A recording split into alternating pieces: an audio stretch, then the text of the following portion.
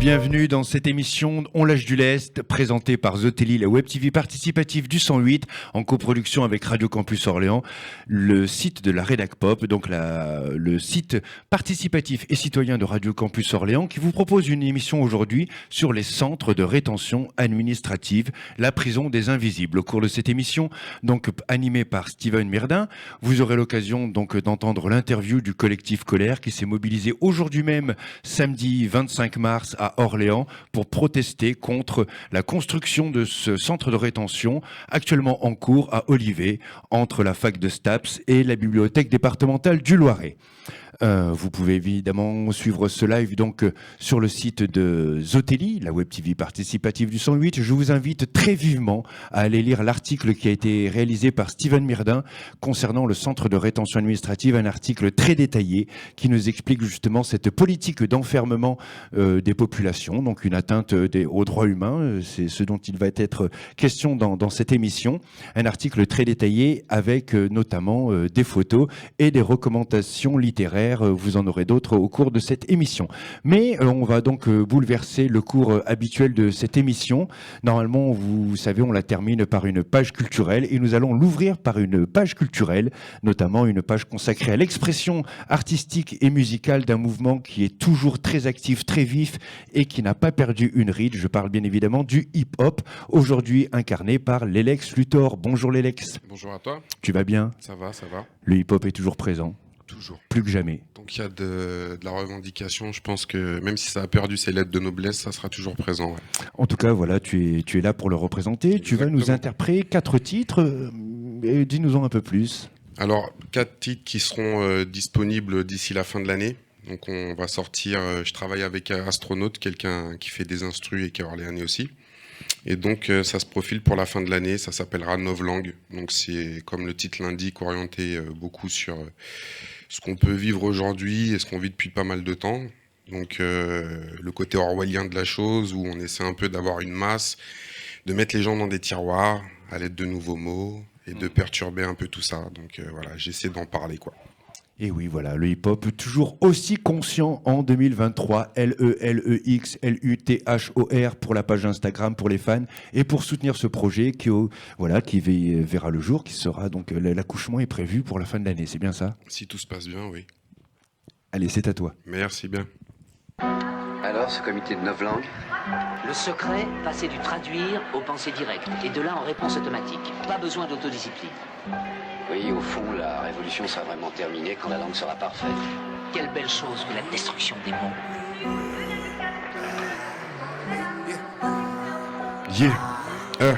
C'est... Ok. Paraît-il que certains attendent mon heure, mais comme un connard, j'arrive en retard. Dealer de cesse, pas de cesse, la concu me trouve à rien vantard. L'ego trip d'un inconnu, au style de Campan Bernard. Comprends-tu, t'as le bourdon, c'est légitime, je fais du grand.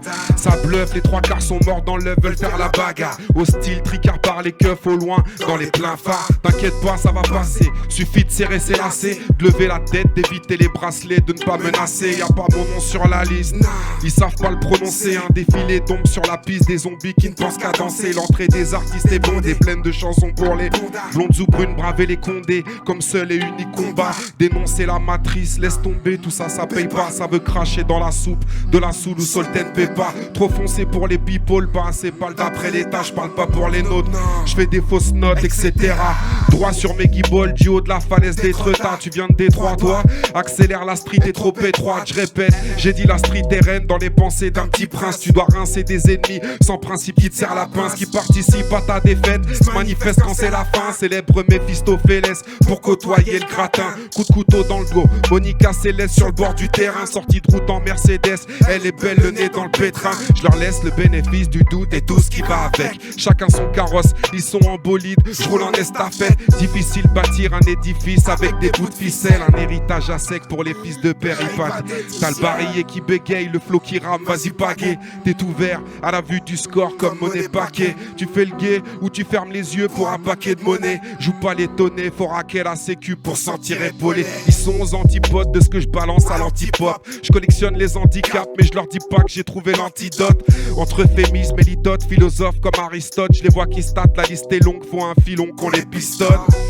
À la pistole beat, personne d'identique, c'est dit dans le titre. Tu peux spoiler, j'attendrai pas l'épisode 10. Du respect pour les rondas, si leur fiston ne déconne pas. Que leur fille soit pudique, les préserver d'une honte qui ne tue pas. S'adresser à des villes si, dont on a reconnu le style. Ils se disaient qu'un go fast était possible en Civic Honda. Si on se fie au quota, y a des chances d'entendre des potins. On se file des coups de main entre poteaux, même en étant hautain. Se frayer un chemin entre Proxo et bicraveur de C. Toxo, génocidaire, type Léopold en RDC. C'est l'automne dans la Tessie, les âmes tombent sans heure de décès. Un récit de plus décisif et pas un gus pour transformer. Tu veux taper des beats, vas-y je te laisse la MPC. Si ton solde est débiteur, ça va être dur à encaisser. Y'a entendre et écouter, y'a du bruit et de la parole. Tu veux savoir papa où t'es, bah tu parles à ta daronne. Ok, c'est parti. Novlangue, fin d'année. Yeah. Que j'évite à tout prix de devenir. Ils ont tout pris sauf mon ADN et je sais de qui tenir. C'est celui qui a raison, c'est le premier qui tire. Ces salopards voudraient ma peau avant de se repentir. Ils peinent à la dépecer, je vois pas à quoi ça rime. L'excentricité les amènera à rapper en ballerine. Un accent de cité comme identité. Sans hésiter, y a d'autres choses qu'on est censé susciter. L'illusion n'existe que dans l'œil de celui qui la voit. Donc je vais pas te féliciter si tu veux sauter du toit. Entre faux drapeaux et vrais attentats. Attends-toi à ce que le commun des mortels te tutoie. Dis-le à l'élu de la nation, montre-le du doigt, ne serait-ce qu'une fois. Car une voix dans une urne ne s'entend pas. Debout, tais-toi, si t'es pas de chez moi. Joue pas le Robin des Bois, plus grand chose ne met l'humain en émoi. Trop d'aluminium, il parle d'Illuminati. Ce millénium souffre d'une hallucination collective. La réussite commence par un loupé, fiasco loupé. Pas d'amoiseau pour fêter Guadeloupe. Le colon est un poison quand il a du toupet. Saluté, je fais comme les béquets du travail salopé. La descendance dans la poussette, faut que j'arrête de tousser. Je voudrais bien te faire confiance, mais faut pas pousser. C'est... Vous entendez bien? Ok, c'est... I'm sorry boy, you were not on the storyboard, so I bought you a dolly doll. I hope she can give you some dollars. If you need anything, then ask my suppliers. I'm sorry boy, you were not on the storyboard, so I bought you a dolly doll. I hope she can give you some dollars if you need anything. Ça parle de game, de comptines pour enfants, d'idolâtrie adolescente selon les codes et les tendances.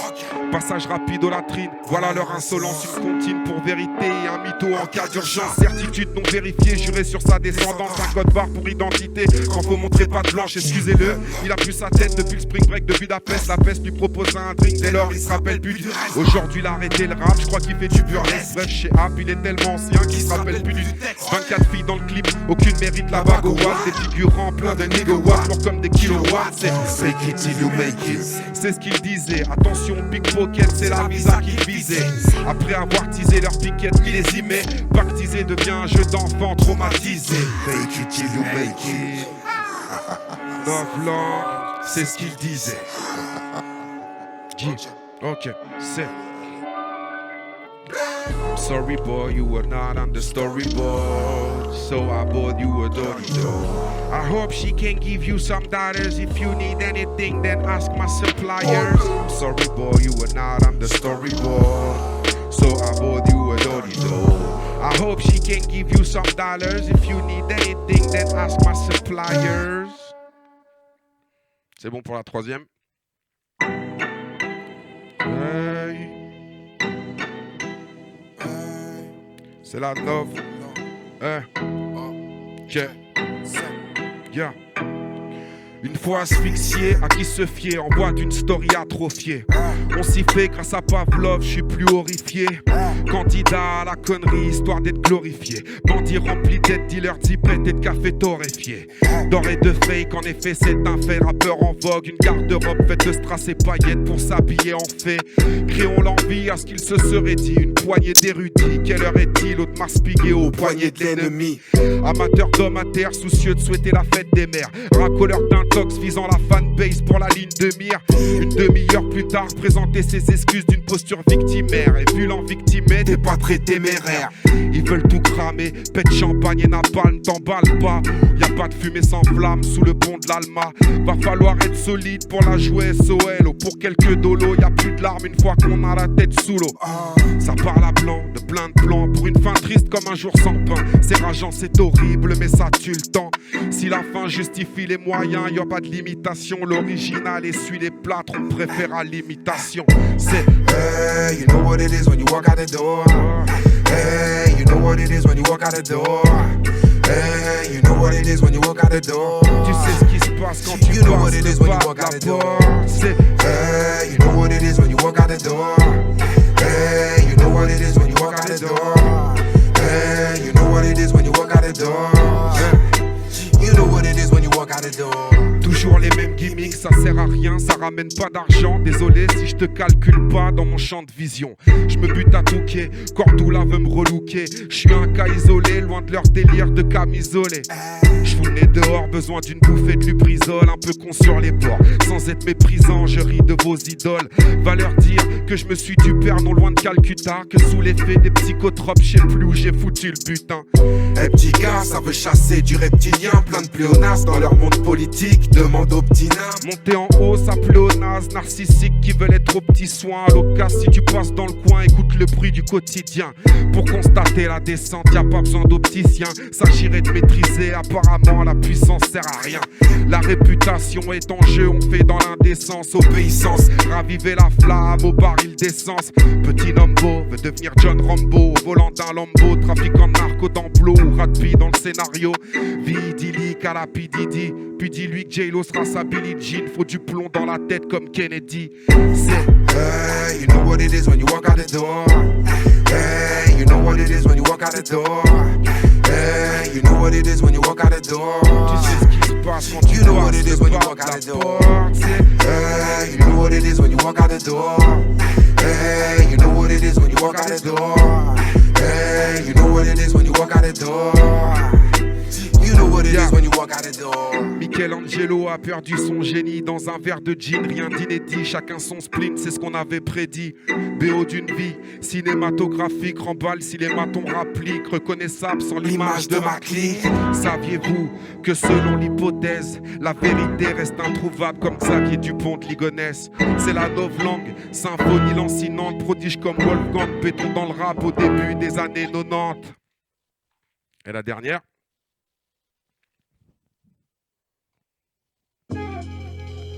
Ok. Yeah. C'est apparemment je ferai du boucan. Apparemment je ferai du. Ok. Non, c'est. Yeah. Apparemment je ferai du boucan, le bec long comme les toucans, d'après des hooligans de tous bords et de tous camps. Ça fera des contents et des mécontents, on fera les comptes plus tard à la Madoff s'il nous reste du temps. Détends-toi, t'as rien de pressé sur la tempe, l'otage a pété l'hôtesse, le minibar et la réserve d'essence. N'imposez aucune résistance, cela reviendrait à faire une croix sur votre existence. Poison du peuple, comme les opiacés, d'après eux la chance sourit aux audacieux et aux hommes pressés, court après le précieux. Même si pour ça faut faire des méfaits tant que t'as la dalle, le repas sera délicieux. Selon toute vraisemblance, il semblerait que les refrains s'ambiance veulent une billette et finissent dans les bras d'un trans. Bouteille de Jack, ils ont pas vu la différence. Enfin, je pense que si tu recules et qu'il avance, c'est une évidence. Cher payé pour une vie sur pellicule. L'attitude est dans les clips, le décrissement sera en cellule.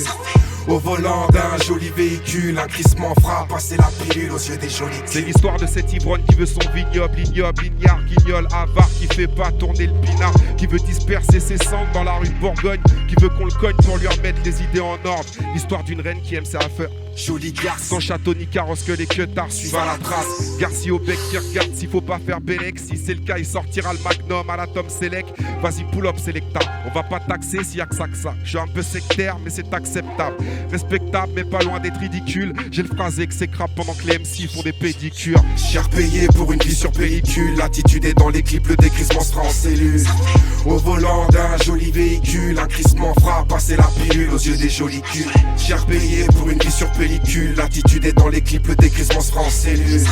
Au volant d'un joli véhicule, un crissement fera passer la pilule aux yeux des jolis culs. Ok, c'était Luthor. Merci à Zotelli. Et maintenant c'est place à l'émission. C'est tout pour moi. Ok. Merci bien.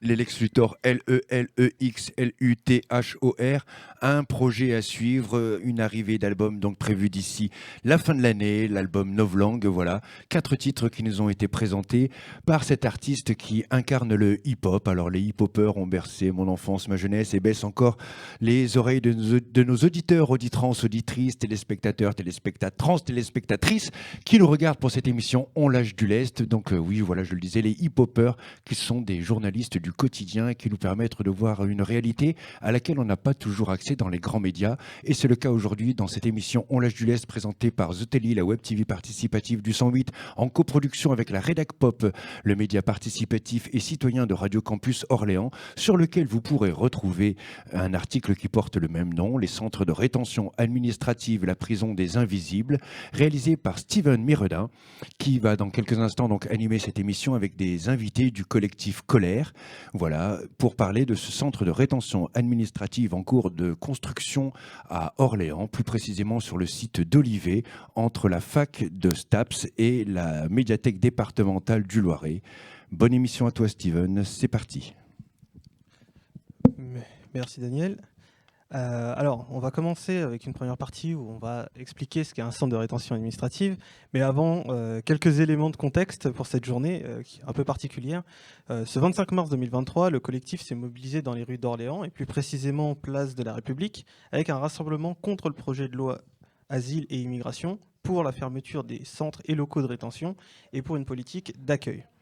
Cette manifestation a été organisée par le collectif Colère, qui regroupe de nombreuses organisations associatives, syndicales et politiques d'Orléans, du Loiret et de la région. Au cours de cette émission, nous allons donc parler de ces droits humains bafoués lorsqu'ils concernent des individus considérés comme une population de seconde zone, précarisée, livrée à l'arbitraire de l'administration et du pouvoir, les personnes dites étrangères. À cette occasion, nous accueillons donc 3 membres du collectif Colère, du collectif contre les exclusions et la rétention. Nous avons donc avec nous Benjamin, membre de l'Union communiste libertaire, Solange, membre de la CIMAD, et Oscar, membre de Solidaire étudiant. Donc bonjour à vous et merci d'avoir répondu favorablement à cette invitation. Bonjour, merci à vous aussi. Alors, on va rentrer directement dans le vif du sujet. Pouvez-vous nous expliquer, mais avant cela, pouvez-vous nous expliquer plus précisément les raisons d'être de cette mobilisation d'aujourd'hui et les revendications ? Donc, la journée du 25 mars a été à l'appel de l'UCIJ, c'est-à-dire Unis contre une immigration jetable. Donc, ce collectif a appelé à des mobilisations partout en France contre la loi Asile-Immigration, dont l'examen a commencé au Sénat ces derniers jours. Voilà, et qui, en résumé, est une loi pleine de dispositions qui vont encore renforcer la précarisation, les expulsions et même le bannissement des personnes étrangères du territoire. D'accord. Et est-ce que vous pouvez présenter un peu le collectif, les raisons d'être de ce collectif et puis ses revendications ? Donc le collectif Colère s'est constitué en 2019 à l'annonce de la construction d'un centre de rétention sur la commune d'Olivet et à l'annonce également de 3 autres projets sur le territoire qui étaient Lyon, Bordeaux et le Mesnil-Amelot. L'affaire a commencé, enfin la mobilisation a commencé avec la publication d'une tribune signée d'un certain nombre d'intellectuels orléanais qui était parue dans Mediapart, et à la suite de quoi les organisations se sont rencontrées et ont décidé de constituer ce collectif dont l'objectif est d'obtenir l'abandon de ce projet de centre de rétention d'une part, mais pas seulement parce qu'il est à Olivier. Le slogan qu'on a choisi dès le premier jour était non au centre de rétention, ni ici ni ailleurs. C'est-à-dire que le collectif réclame la fermeture et la disparition des centres et des locaux de rétention. Merci pour ces éléments de précision. Donc on va aborder la question des centres de rétention administrative, dit CRA, cœur de l'émission d'aujourd'hui, d'autant que le projet de réforme subit actuellement des transformations. On pourra peut-être en parler, mais à notre sens, il est un peu trop tôt pour en parler. Donc, pouvez-vous nous expliquer précisément ce qu'est un centre de rétention administrative, un peu l'historique des centres en France, quelles sont leurs raisons d'être? Oui, du coup, les centres de rétention administrative, à la base, en fait, c'est une pratique policière qui avait été constatée par des journalistes, je crois, à Marseille, qui avait été révélé qu'en fait, la police enfermait des gens dans des hangars avant de les expulser. Et donc, c'était fait totalement en dehors du droit français. Donc ensuite, l'État français, au lieu de dire de ne pas faire ça, ils ont décidé de légaliser ça et du coup de créer des centres spéciaux pour pouvoir enfermer les gens avant de les expulser. Et donc seulement par une décision administrative, sans passer devant un juge, les personnes qui n'ont pas les bons papiers, qui n'ont pas le titre de séjour adapté, sont enfermées. Donc avant c'était pendant 30 jours et maintenant c'est pendant jusqu'à 90 jours avant d'être éventuellement expulsés dans leur pays d'origine. Et s'ils ne le sont pas, ils sont relâchés. Et ensuite, ils peuvent être re-attrapés et re-enfermés jusqu'à 90 jours, autant de fois que la police le désire. D'accord. Vous dites que ce sont des personnes qui n'ont pas les bons titres de séjour. Qui sont ces personnes exactement? Enfin, pourquoi en fait on considère qu'elles n'ont pas un bon titre de séjour? Je crois que, avant même de répondre à cette question-là, je me demande s'il ne serait pas bon de rappeler tout d'abord qu'on est dans un contexte politique où, contre toute raison et en dehors de tout constat de la réalité, les gouvernements successifs prétendent vouloir contrôler l'immigration. Or, l'immigration, à l'époque où nous sommes, c'est un phénomène tout simplement mondial. Je crois que l'ONU a récemment dit que 62% de la population à l'échelle de l'humanité était une population qui avait migré. Et donc, en fait, le côté un petit peu fou de cette histoire, c'est que les gouvernements prétendent contrôler ceci et à la suite de cela décident de renforcer les frontières de façon folle, de boucler l'Europe, d'en faire une forteresse pour empêcher les gens d'entrer. Donc le contexte c'est celui-là. Donc on a le contexte du refus d'une réalité d'une part, et d'autre part le fait de renforcer les frontières et de rendre les conditions d'accès au titre de séjour de plus en plus difficiles, c'est cela qui crée finalement une situation où les personnes se retrouvent privées de titre de séjour. Soit parce qu'elles n'en ont jamais eu, soit parce qu'on leur a retiré, soit parce que les réglementations ayant changé, elles ne remplissent plus les conditions pour en avoir, et donc se retrouvent de ce fait sans papier. Donc on pourrait, si on voulait vraiment résumer la question, on pourrait dire que, d'une certaine façon, ce sont les gouvernements successifs qui fabriquent les sans-papiers. Le deuxième volet de la politique étant les expulsions. À partir du moment où les gens sont considérés comme n'ayant pas le droit à séjourner, faute de titre de séjour, eh bien, on les expulse et on cherche à les expulser massivement. Voilà.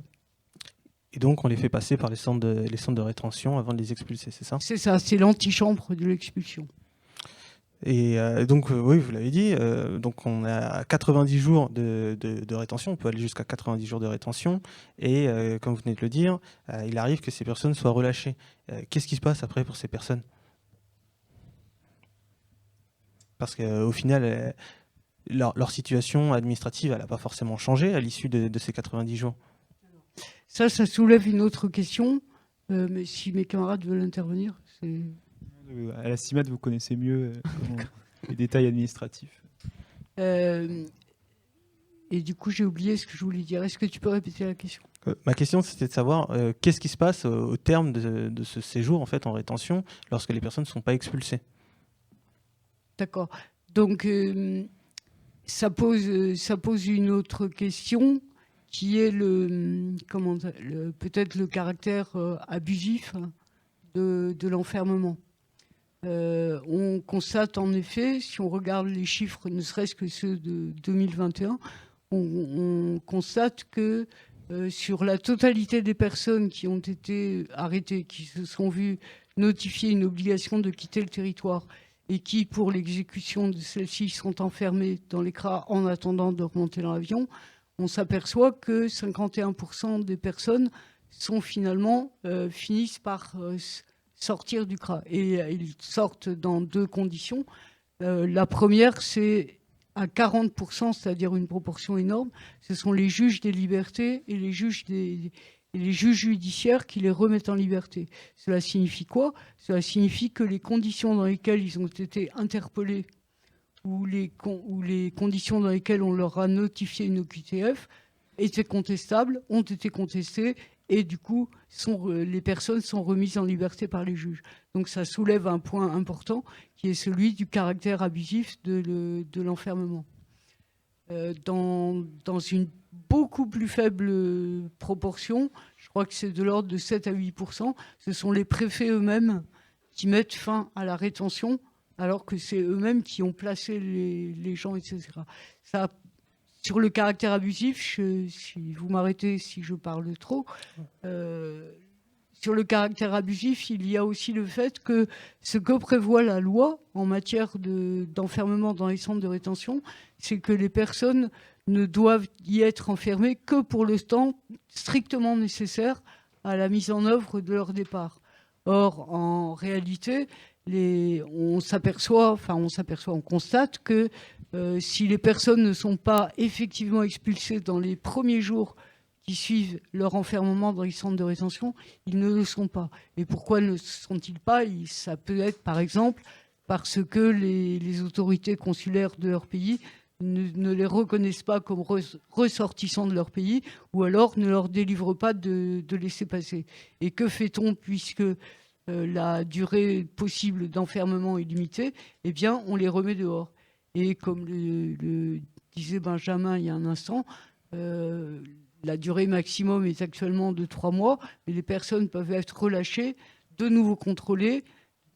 La police constate de nouveau qu'ils n'ont pas de papier, donc de nouveau le préfet leur donne une obligation de quitter le territoire et de nouveau on les replace en centre de rétention. Donc au bout du compte, ce qu'il faut comprendre, c'est que c'est pas possible de vivre dans ces conditions. On a une épée de Damoclès sur la tête. Et les personnes dont on parle sont des gens qui peuvent être là depuis des années en France, qui ont une vie, qui ont des familles, qui ont leur vie ici, en somme. Et c'est pas qu'ils étaient dans la rue, c'est qu'on les sort de chez eux pour les mettre dans une prison. Et du coup, ça me permet d'enchaîner avec la deuxième partie, justement, qui, justement, ce système-là, il est clairement attentatoire aux droits humains. Et donc, c'est l'objet justement de la deuxième partie de cette émission. Pour préparer l'émission, je me suis beaucoup appuyé sur un écrit de Nicolas Fischer, qui est chargé de recherche au CNRS. Et il s'est notamment intéressé au contrôle et aux politiques d'immigration, ainsi qu'à l'internement administratif et l'enfermement extrajudiciaire. Il est auteur du livre Le territoire de l'expulsion. Et il a eu l'occasion d'intervenir à l'Université d'Orléans au sujet justement des rétentions. Il a pu notamment parler du glissement de réflexion sur les centres de rétention. Donc là, au-delà de la problématique d'existence des centres de rétention, le débat sociétal s'est petit à petit tourné vers les conditions de rétention plutôt que sur l'existence même des centres de rétention. Pour vous, selon le collectif, quelle est la bonne logique à adopter ? Est-ce que c'est se positionner contre les centres de rétention eux-mêmes, ou c'est se militer pour faciliter en fait et rendre plus agréable entre guillemets l'enfermement des personnes? Oui, alors ça c'est une question qui fait débat au sein du collectif et plus généralement au sein des associations qui luttent contre les centres de rétention administrative. Donc du coup, la CIMAD, par exemple, est une association qui vient en aide aux personnes enfermées dans les centres de rétention. Et donc parfois, oui, il peut y avoir un peu un aspect où on se dit finalement qu'ils accompagnent en fait la politique de l'État. Mais en fait, c'est aussi quelque chose qui peut être nécessaire pour éviter davantage de violence envers les personnes enfermées. C'est une bonne chose pour eux qu'ils aient des personnes qui veillent sur leurs droits au sein de ces établissements, mais en même temps, c'est vrai qu'on se dit, du coup, ça donne une légitimité à l'État pour dire, si, regardez, en fait, il y a des associations qui surveillent, que ça se passe bien, etc. Et en fait, nous, on est vraiment opposés aux centres de rétention, donc on aimerait bien sûr leur abolition immédiate, mais c'est vrai que dans l'entre-deux, ces associations sont parfois nécessaires pour accompagner les personnes. Et pour témoigner. Pour témoigner, oui, des violences qui peuvent avoir lieu. Donc si je comprends bien, c'est le collectif Colère est contre les centres de rétention pour leur fermeture. Mais en même temps, on comprend que le fait qu'il y ait des associations qui agissent dans ces centres de rétention, c'est pour éviter le moins pire. Et le moins pire, justement, c'est l'actualité. Hein. On a eu le centre de rétention de Medellín Amlo où la CIMAD a exercé le 2 février 2023 son droit de retrait. La défenseure des droits s'est d'ailleurs saisie d'office concernant cette problématique.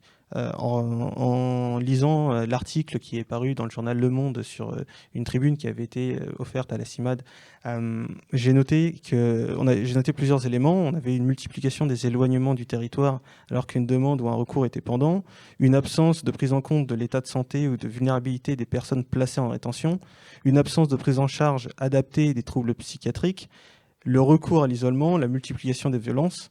Ce qui s'est passé dans ce centre de rétention à Medellín Amlo, est-ce que c'est une parfaite illustration de ce qui se passe dans tous les centres de rétention, ou est-ce qu'on est sur un cas un peu isolé? Peut-être Solange pourra répondre comme elle est de la CIMAD. Je pense qu'on peut considérer que ce qui se passe au Medellín Amlo, qui est, je pense, le plus gros ensemble de rétention, puisqu'il y a trois centres en fait, et bientôt 4 qui s'y trouvent. Donc c'est une concentration, et une comment dirais-je, une exacerbation de tous les défauts de ce type d'institution. Et donc je pense que c'est les conditions qui existent, le manque, comme tu le signalais, de vigilance de l'administration qui place en rétention des personnes qui ne devraient pas s'y trouver, par exemple les malades ou les personnes en situation de faiblesse particulière, tout ça. C'est vraiment le système qui conduit à ça. Donc je pense que le Medellín Amlo fait un effet loupe sur ce qui s'y passe, mais que les autres centres ne seront pas exempts de violence et exempts de situations difficiles. Autre question, toujours dans cette optique de faire un visuel sur les atteintes aux droits humains, il y a la question des enfants, des mineurs. Il faut savoir, pour rappel, que la France a été condamnée à plusieurs reprises par la Cour européenne des droits de l'homme, notamment concernant l'âge des enfants, pour la durée de l'enfermement, pour les conditions de rétention des mineurs. Ça aussi, c'est quelque chose qui se joue dans tous les centres de rétention administrative où on est sur des cas un peu isolés.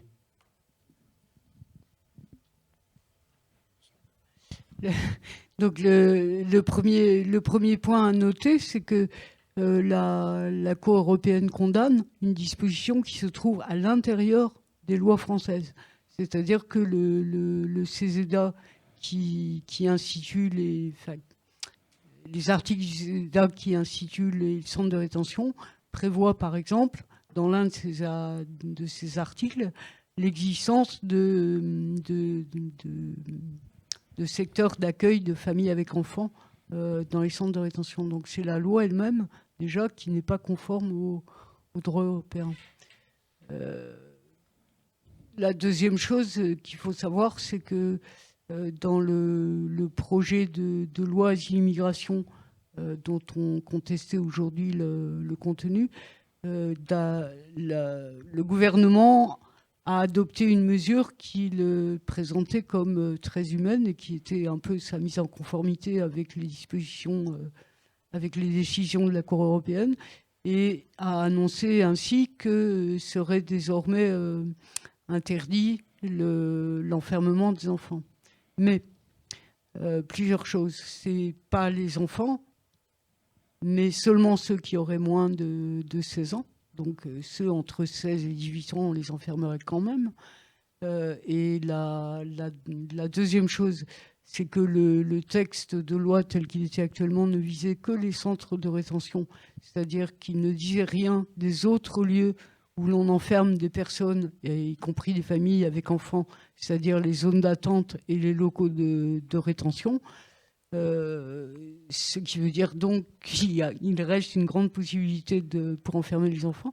Et dernier point, c'est à Mayotte que l'enfermement des enfants est le plus important et qui est 40 fois plus important que ce qui se passe dans l'Hexagone. Or, ce que prévoient les dispositions de la loi en cours de fabrication, c'est peut-être bien que ces dispositions-là ne s'appliquent pas à Mayotte. Donc en fait, le fait d'annoncer que la rétention des enfants se serait terminée, eh bien c'est une vaste blague, quoi. C'est une entourloupe, c'est ce qu'on veut, mais c'est pas honnête. Pour rappel, le CESEDA, c'est le code qui s'applique aux étrangers. Et oui, donc vous pensez que l'enfermement, malgré cette réforme, malgré ce que se promet cette réforme, va continuer et continuer à se développer, même dans les nouveaux centres de rétention qui sont en construction ? Celui d'Olivet, par exemple, ne prévoit théoriquement pas l'accueil des enfants. En revanche, c'est le cas de celui de Bordeaux. D'accord. Autre question, toujours dans cette rétrospective des droits humains. Les centres de rétention sont souvent comparés à des prisons. Hein, on l'a dit, hein, c'est le nom de cette émission, hein, la prison des invisibles. Pourquoi cette comparaison en fait ? Est-ce qu'on est sur des conditions d'existence dans ces centres de rétention qui sont similaires à celles des prisons ? Enfin, pourquoi qualifier ces centres de rétention de prison ? C'est parce que on entrave la liberté des individus en question, sachant qu'à la différence des prisons, il y a une procédure. Enfin, pour les prisons, il y a une procédure, on va dire, pour les détenus, alors que la procédure pour les exilés est assez expéditive. On va dire que c'est une arrestation et puis direction l'ECRA. Et sachant que leur seul tort, c'est de ne pas avoir les papiers, quoi. Donc voilà, quoi. Quelqu'un veut compléter ? On peut compléter. Déjà sur le fond, c'est ce qu'a dit Benjamin tout à l'heure. Le premier point, c'est que quand on est condamné à la prison, c'est que il y a eu crime ou délit, il y a eu jugement et la condamnation par un juge. C'est pas du tout le cas quand il s'agit du centre de rétention. Il n'y a ni crime ni délit et une simple décision du préfet. Donc ça fait quand même une différence notable, en tout cas pour le fond. Pour la forme, on a des barbelés pareils, on a la surveillance pareille, on a la vidéosurveillance pareille, on a l'absence d'intimité pareille, et la seule chose peut-être qui change, c'est qu'il n'y a pas d'encellulement, c'est-à-dire les gens sont enfermés dans leur cellule. Mais malgré tout, la possibilité d'aller et venir est vraiment extrêmement réduite. Et par exemple, on n'a pas le droit de garder son téléphone si tant est que son téléphone fasse des photos.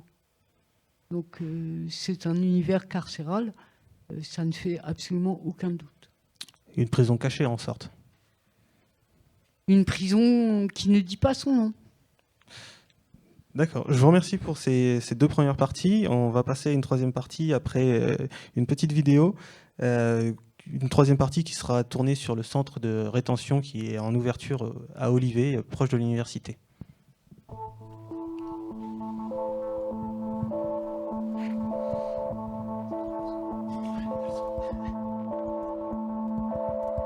Lundi 20 mars 2023, nous sommes allés voir l'avancée du chantier du futur centre de rétention administrative d'Olivet. Ces travaux, réalisés à la demande de la préfecture du Loiret, sont situés sur le campus universitaire d'Orléans. Nous sommes surpris par la grande proximité de ce futur établissement où seront bientôt enfermés les sans-papiers du Loiret. En effet, seulement quelques mètres séparent les murs du futur centre de rétention du bâtiment principal de l'UFR de Staps où sont formés les futurs professeurs de sport. Nous avons interrogé 3 étudiants pour savoir s'ils étaient au courant de la nature de ces travaux et qui seraient leurs futurs voisins. Bonjour, vous êtes étudiant en STAPS ? Ouais, on est en L1. STAPS, c'est les études pour faire tout ce qui est prof de sport, préparateur physique, et c'est vraiment axé sur les connaissances théoriques et pratiques des différentes activités physiques. Est-ce que vous pouvez me dire ce qui se passe là, qu'est-ce qu'il y a en construction juste à côté ? Bah alors là, on ne sait pas du tout, hein. Même nous, on n'est pas au courant, donc à mon avis, il n'y a pas grand monde qui pourra répondre à votre question. Si je vous dis centre de rétention administrative, ça vous dit quelque chose ? Bon, rétention, ça fait peur un peu. Hein. Ouais, non, je sais pas du coup, non. Et toi non plus, tu sais pas ce que c'est un centre de rétention ? Non, même je savais pas ce que c'est, mais c'est intéressant de savoir ça. Est-ce que tu as quelque chose à dire sur la politique migratoire de ton pays ? Franchement, je sais pas trop quoi dire. Je connaissais pas vraiment grand chose sur ça, donc. Non, je pense qu'il faudrait faire mettre des moyens pour les intégrer plus que les enfermer, je pense. Voilà, juste mon avis comme ça. Est-ce que tu crois qu'un bâtiment aussi proche de votre université, ça va changer l'ambiance de l'université ? Honnêtement, je pense pas. Oh, si, quand même. Je pense que ça peut avoir un impact sur le fait de savoir que collé à notre université, il y a ce bâtiment. T'as une idée toi sur les politiques migratoires qui sont menées dans ton pays ? Bah en vrai c'est déjà un bon premier pas, c'est mieux qu'ils soient dehors ou sous des ponts, etc. Mais on peut quand même faire mieux, mais c'est déjà un premier pas je pense, en vrai ça peut être pas mal. En off, un salarié du bâtiment universitaire nous a confié que les professeurs étaient eux tous parfaitement informés de ce à quoi servirait ce bâtiment une fois construit. Certains professeurs sont d'ailleurs inquiets de la grande proximité qu'il y aura entre leurs étudiants et une population en grande précarité. D'autres pensent que la proximité avec l'université permettra d'assurer un traitement plus humain des populations retenues dans ce centre. Donc voilà, rappelons que ce centre de rétention ouvrira rue de Châteauroux à Olivet, juste à côté de l'université, un centre en chantier que l'on peut voir lorsqu'on passe en tram. Une petite réaction par rapport à ce qu'on vient de voir et ce qu'on vient d'entendre ?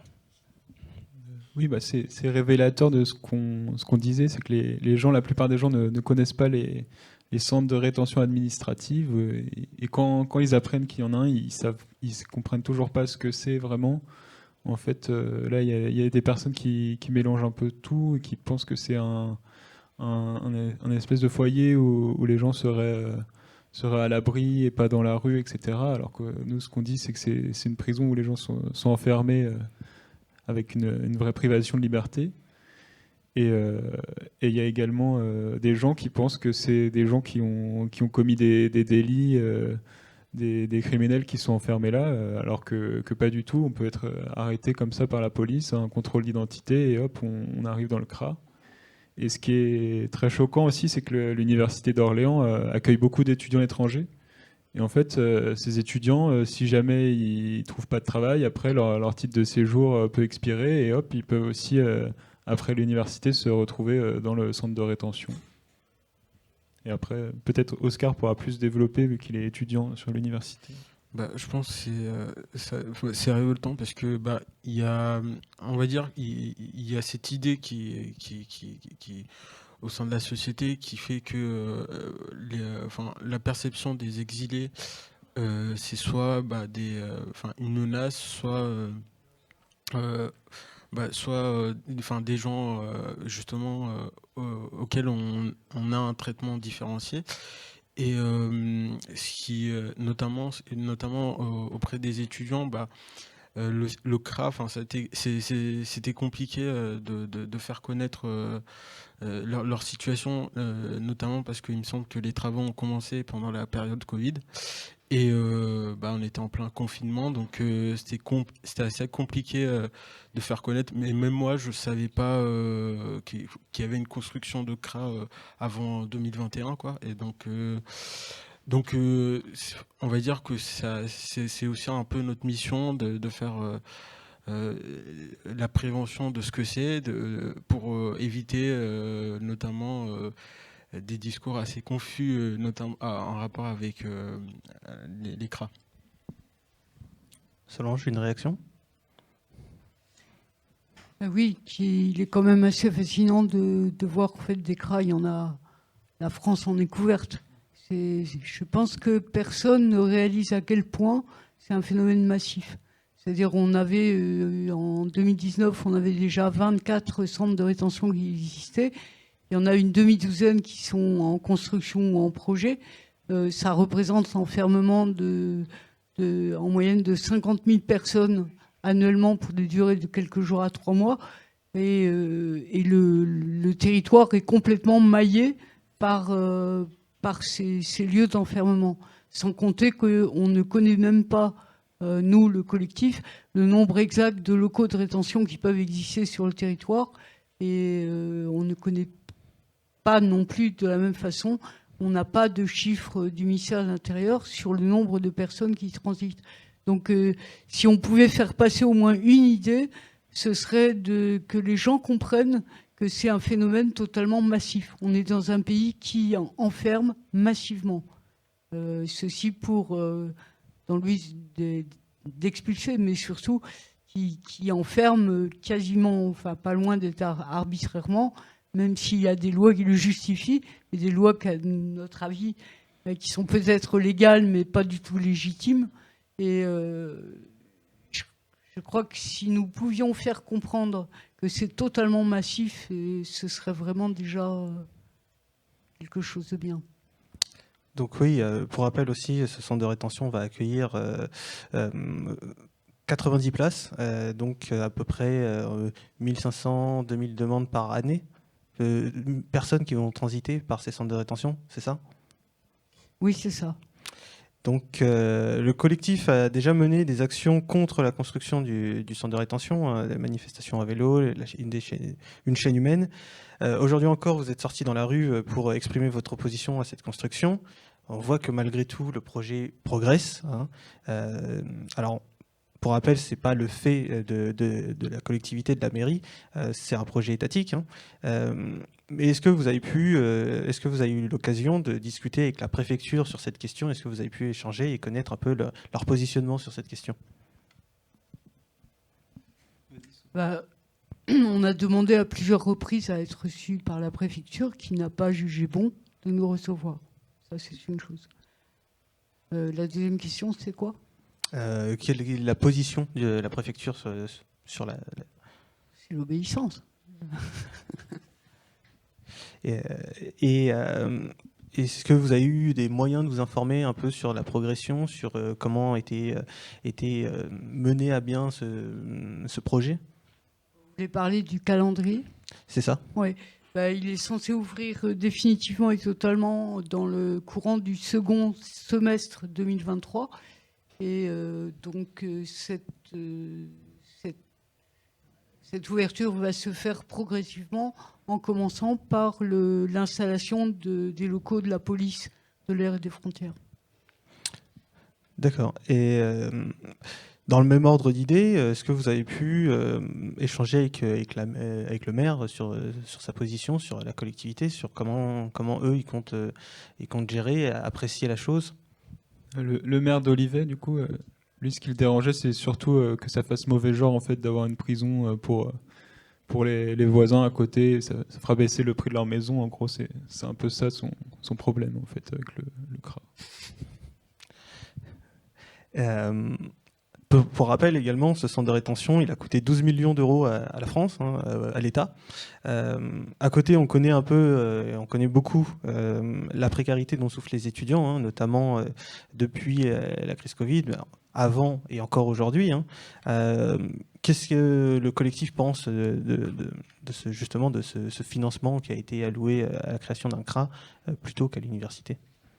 D'une part, en fait, je pense que c'est indécent au regard de la précarité étudiante qui touche notamment les étudiants étrangers, mais aussi au regard aussi du manque de moyens des universités, ce qui était le cas pour les STAPS. Donc on va dire qu'on peut réaffecter cet argent autre part, mais aussi pour un meilleur accueil pour les réfugiés. D'accord. Une autre question. Donc là, aujourd'hui, il y avait un rassemblement justement pour protester. Il y a déjà eu des événements qui ont eu lieu. Il y a des suites. Le collectif compte mener d'autres actions dans l'avenir contre ce centre de rétention ou... Je reviens en arrière une seconde. C'est sur le coup. Celui d'Olivet coûte 12 millions. Je crois que le projet de Bordeaux en coûte 23. J'ai regardé dans mes petites notes si j'avais le papier qui dit combien vont coûter la totalité des chantiers envisagés, mais je ne l'ai pas sur moi. En revanche, ce qu'on peut dire, c'est qu'une expulsion d'une personne coûte entre 10 et 18 000 euros selon les estimations faites. Ça, c'est des choses qui sont publiques. Hein, ça se retrouve dans des rapports de la Cour des comptes et du Sénat. Donc, il faut considérer qu'on dépense des sommes absolument colossales, et pas seulement pour construire les centres, mais pour la totalité de la chaîne, y compris de la surveillance, des opérations de police, des jugements, de tout ce qu'on veut. C'est incroyablement cher de procéder à des expulsions. Oui, la chaîne de l'expulsion coûte cher. Et donc, sur ma question des suites du collectif, on attend pour s'organiser, je pense notamment à l'université. Je connais pas la date précise, notamment pour la finalisation du CRA, mais il me semble qu'il y a une possibilité d'organiser beaucoup d'actions sur la fac. C'est en discussion, on va dire. D'accord, donc les prochaines actions de colère, ce sera à retrouver sur le site de l'université directement. Il faut qu'on en discute entre nous, du coup, parce que c'est un collectif assez large avec les syndicats, des associations. Et du coup, c'est en réunion qu'on décide tout ça, mais en tout cas, l'important, c'est qu'on continue à faire connaître le projet et à faire comprendre aux gens ce que c'est vraiment un centre de rétention administrative. Et au-delà de ça, est-ce que le collectif compte mener des actions concernant la future réforme du Code des étrangers ? Oui, là, il y avait déjà cette première journée nationale qu'on a déclinée localement, mais du coup, là, j'ai vu que le ministre Macron avait annoncé qu'il allait découper la loi immigration en plusieurs petits projets, donc on va continuer à suivre ce qui se prépare au niveau national et à essayer de décliner localement, je pense. Très bien. Je vous remercie pour cette émission. Est-ce que vous avez un dernier mot, quelque chose à ajouter avant la fin ou... Si vous regardez cette émission, parlez-en autour de vous et parlez des CRA et faites connaître aux gens et essayez de leur faire comprendre un peu ce que c'est pour nous aider. Voilà. N'hésitez pas aussi à suivre le collectif scolaire sur Instagram, il me semble. Oui, on a une page Instagram et une page Twitter et une page Facebook aussi. Solange, un dernier mot ? On continue. Je vous remercie. Je vais vous libérer et je passe le micro à Daniel. Merci à vous pour cette excellente émission. Plus d'informations, je vous le rappelle, sur le site de la Rédac Pop où vous pourrez retrouver l'article très complet, très détaillé, avec notamment des suggestions de bandes dessinées à lire. Il y en a 5, avec des photos et puis avec d'autres éléments de compréhension des chiffres pour mieux comprendre ce problème posé à une partie de l'humanité qui a un problème donc avec l'autre, cet autre, nos frères, nos sœurs, voilà, et qui a un problème d'accueil. Il n'est jamais trop tard pour élever sa conscience. Nous en avons pris conscience au début de cette émission en écoutant justement un artiste de hip-hop. Merci à toutes et à tous de nous avoir écoutés et toute autre personne. Vous retrouverez évidemment la prochaine émission de Zotelli, ce sera le 29 avril et elle sera consacrée aux fanzines. Merci à tous nos invités, à Solange, Oscar et Benjamin, ainsi qu'à Steven Mirdin, voilà, pour tout le travail qu'il accomplit pour la Rédac Pop de Radio Campus Orléans et pour cette émission de télévision. À très bientôt sur la Rédac Pop et sur Zotelli.